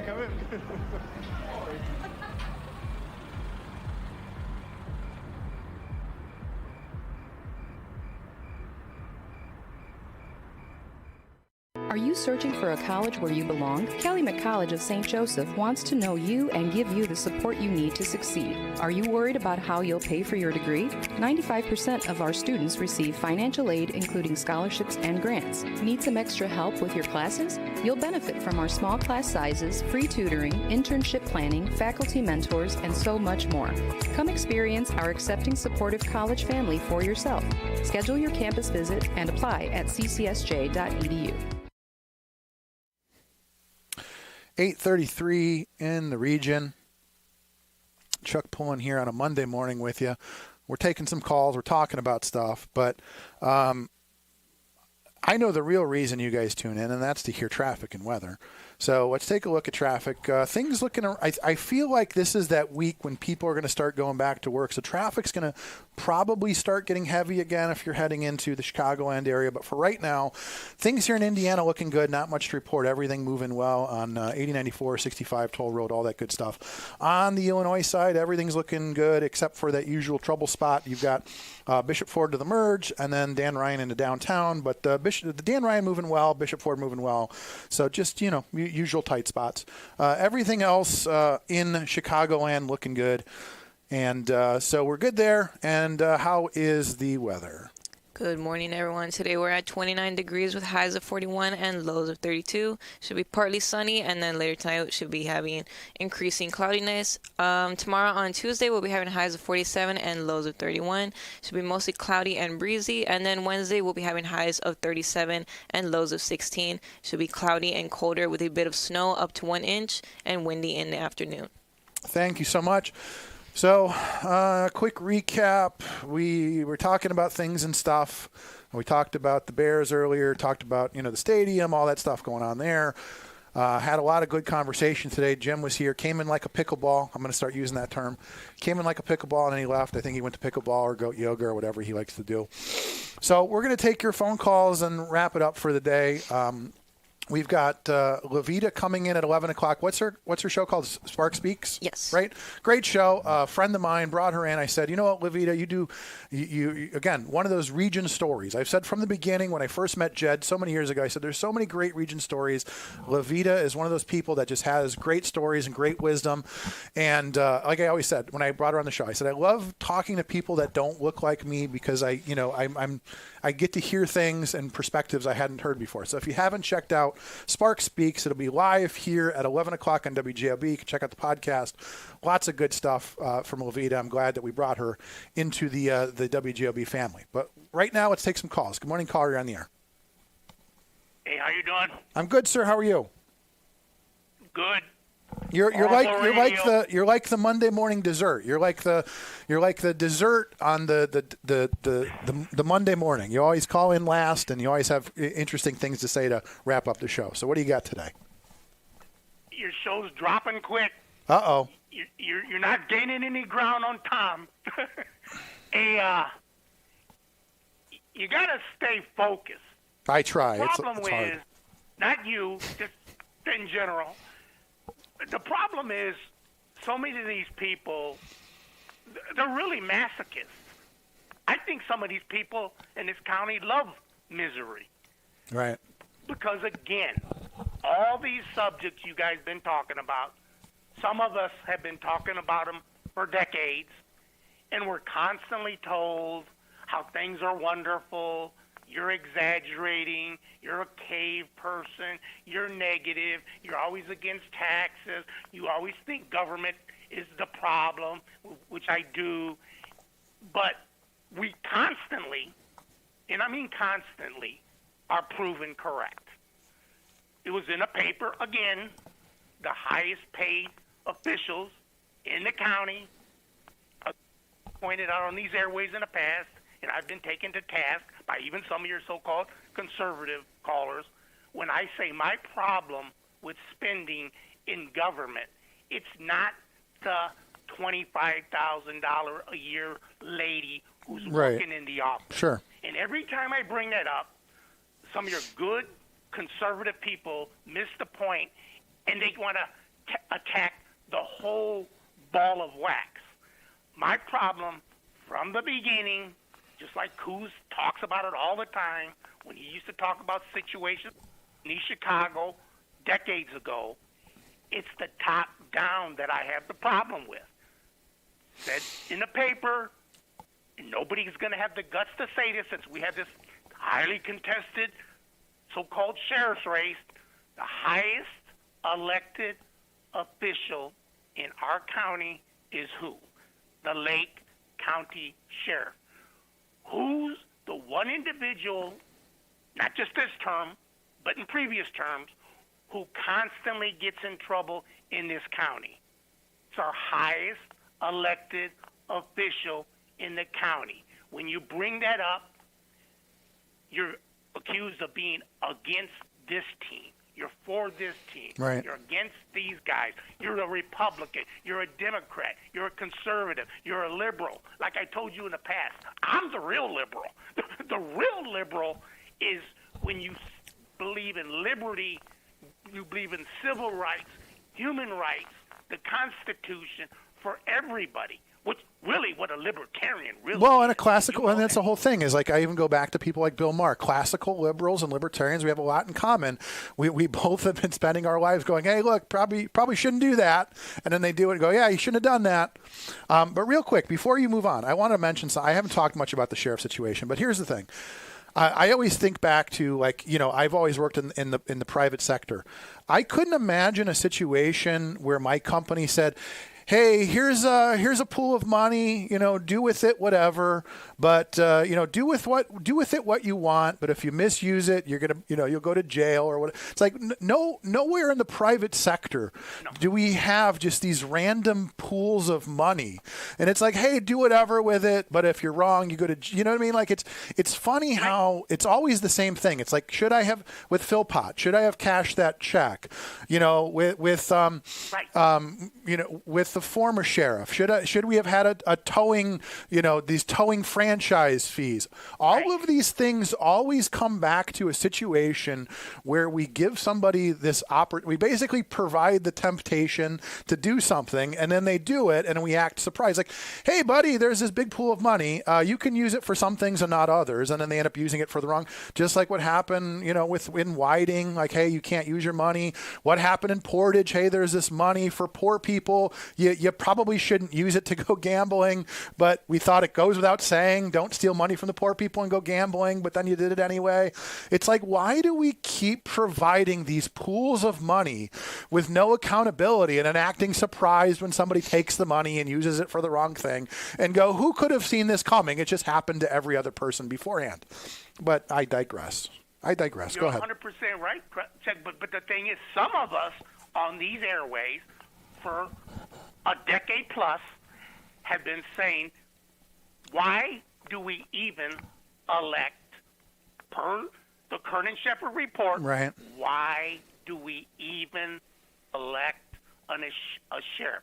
The only people, again, I'm sounding like a broken record, that constantly preached that on these airways was myself, Dave Kuziak, Matt Reardon, and Bill Baker, and Tom Daberton stated that he was against it as well, but he wasn't on the airways talking about it as much as us. Why why are we doing this?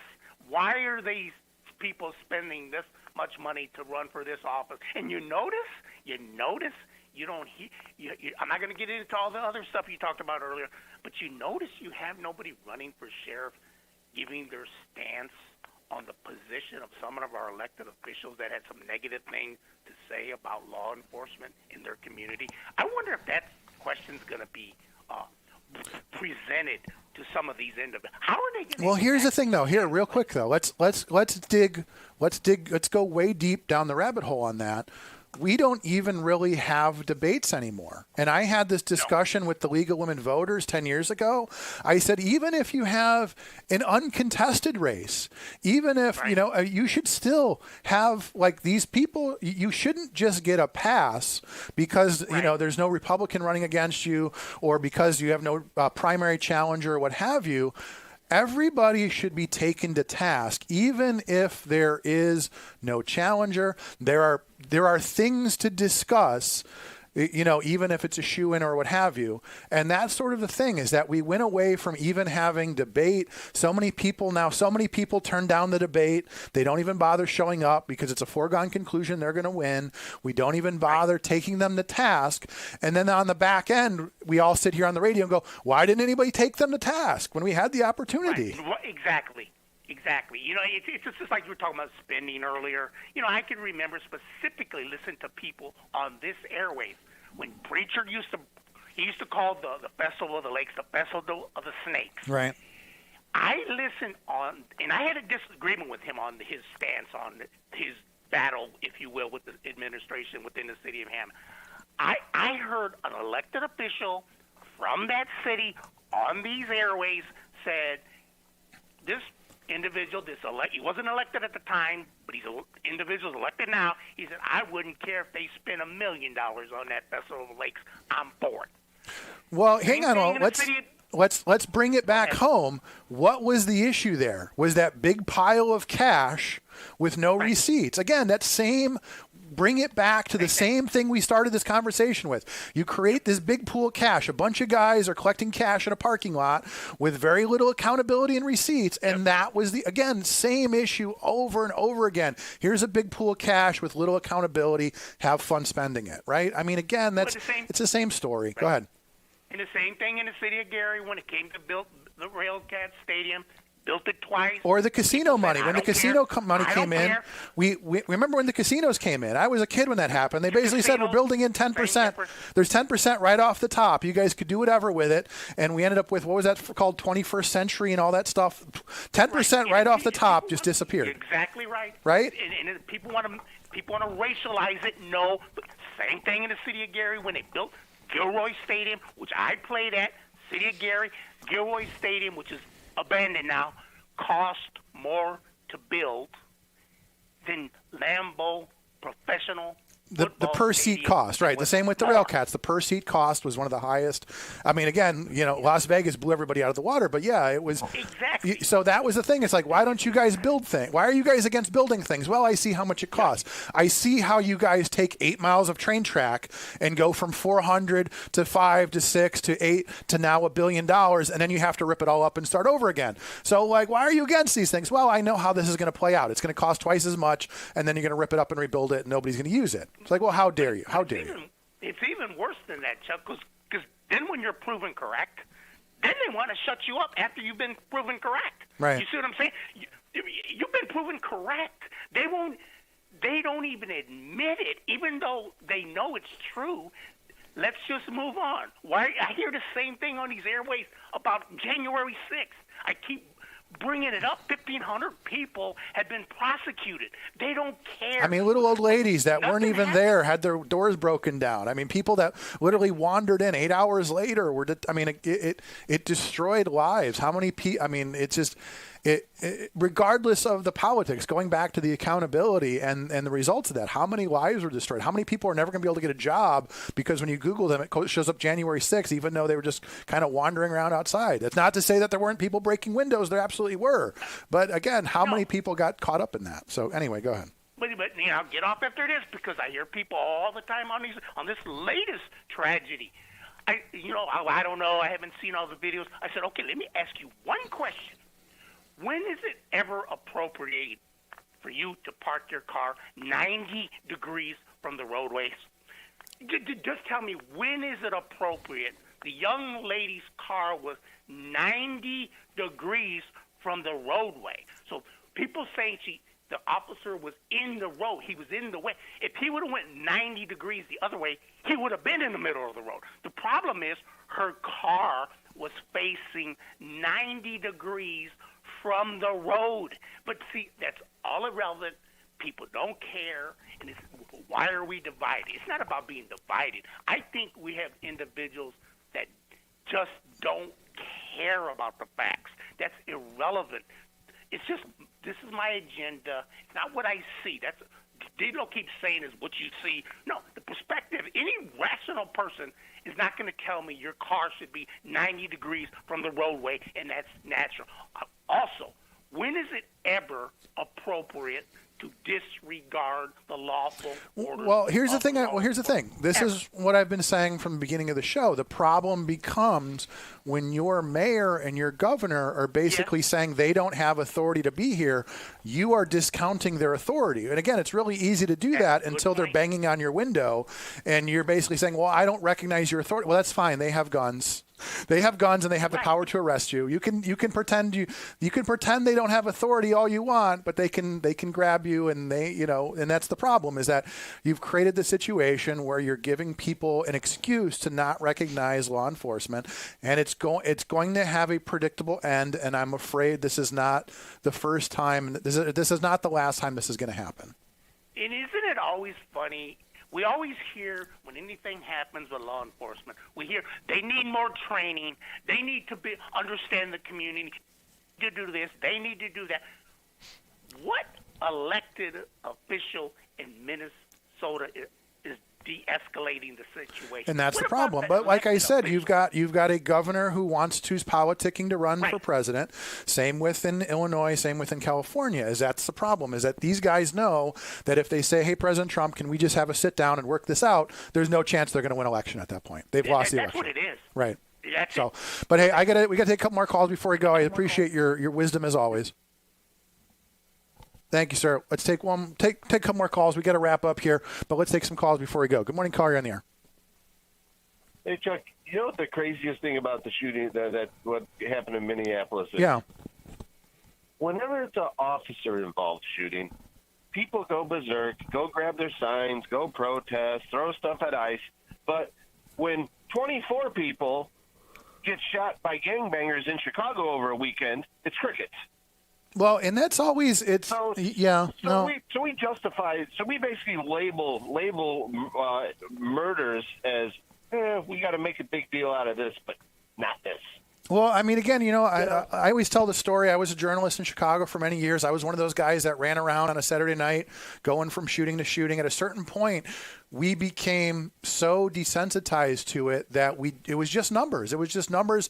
It was like a scoreboard. How many got shot this weekend? It was just, we got so desensitized to it in the media. And that's when I really sort of looked into myself and said, is this what I want to do? You know what I mean? You would meet people who lost a son, lost a whoever, and you started to realize these are families that are impacted. Their lives are changed, and it was really just it was a wake up call for me how easy it is to become desensitized to this violence. Yeah, but like I said, it's just mind-boggling though. Well, if an officer is involved, we're going to make a deal out of it.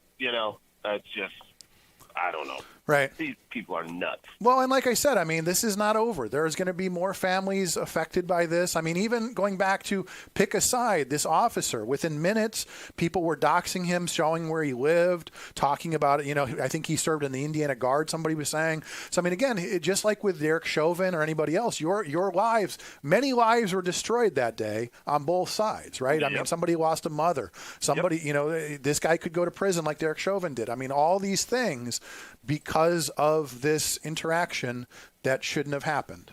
But so it goes, I suppose. Yeah. So, okay, hey, appreciate the call. I'll get to the next one. Yeah, later. Take care. We got one more call, and then we're going to wrap up the day. So good morning, caller, in the air. Morning, Hey, caller. Chuck, it's Vin. Hey, Vinny, how are you? Chuck, I'm good. Hey, me and Sandy were just talking about Oscar Martinez. And, he's the only sheriff I know that's committed more crimes than half the people that are in his prison. You know that? Me and Sandy were just talking about that. No, elections have consequences, Vinny. This isn't the real Vinny, Lynette. That's what I was saying. Is get ready, get ready. So, yeah, it's Vinny. This is Vinny. okay, it's the real Vinny. Will the real Vinny please stand up? But you know what, though? If Oscar brought me and Sandy a dozen Munster donut right now, I would vote for him every single time. Perfect. Well, again, that's the region. As long as you get your Christmas card right before the May primaries, you will vote however they tell you to. So, again, some things will never change, and that's one of them. So, I appreciate. Hold on. Go ahead, Vinny. Hold on. Sandy always says a donut in every box for a vote. Remember, it used to be a chicken in every pot. Well, now it's well. Look, man, you bring me a Munster donut, I'll vote however you want. I'll be honest with you. You bring me one of those. They used to have the cherry filleds on Tuesday. Oh, those were fantastic. Those are my favorite. But thank you, Fake Vinny, for the call. I appreciate it. Go ahead and hang up on him, and then we'll wrap up the show. I told Lynette earlier. I said you would not have more fun. We have more fun on this radio station than any other radio station in the country. We got a couple minutes. What are your thoughts? This is you get the final say, like Jerry Springer used to do at the end of the show. What are your thoughts? It's cold in here. It's freezing. I've been turning it up slowly, and it seems like the higher I turn the thermostat, the colder it gets in here. So I don't know. I think we're supposed to close the door. Well, and again, Jim's like, hey, the studio. Well, half the studio works. So this side of the building works, the other side doesn't. And it's a work in progress. We have half heat. That's important. That's halfway there. Any other thoughts? Okay, so Bob will be back next week if he's feeling better. I always appreciate the calls and the comments and everybody. I always try not to look at the YouTube because I'm like, like last week, I'm still on my wife about that comment she made last week on the YouTube. She's like, "You gonna drop that yet?" I go, "No, not till next time." So I appreciate you guys listening. I mean, it's sort of like it's really to be back in the old studio here. It's just. I find myself very fortunate to be in this position to be able to talk to you guys, and I really appreciate it. I appreciate your patience when you hold on, as Jim and I argue about the same thing we argued about in this studio 15 years ago, because that's how it goes, right? I mean, that's what we do. We just argue about things, and we argue about who was right and who was wrong, and all that good stuff. So appreciate everybody tuning in. Like I said, Levita Sparks Wade coming in at 11 o'clock with Sparks Speaks. If you haven't listened, check it out. You'll enjoy it. I enjoy her wisdom. She's a good person, has lots of good things to talk about. No, Jim, no, don't even do it. He's trying to come back in.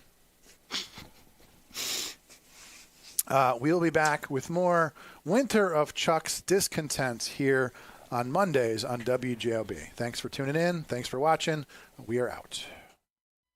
Life's biggest challenges don't come with a warning. When legal issues arise, whether it's a car accident, personal injury, criminal charge, or representing you before municipal boards, you need a trusted advocate on your side.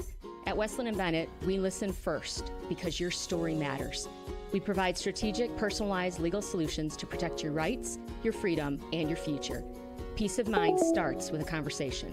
Call 219-440-7550 today for a free consultation. It's the simplest expression. The smallest thing that changes everything. A smile. So easy. A smile lights it up. Apologizes.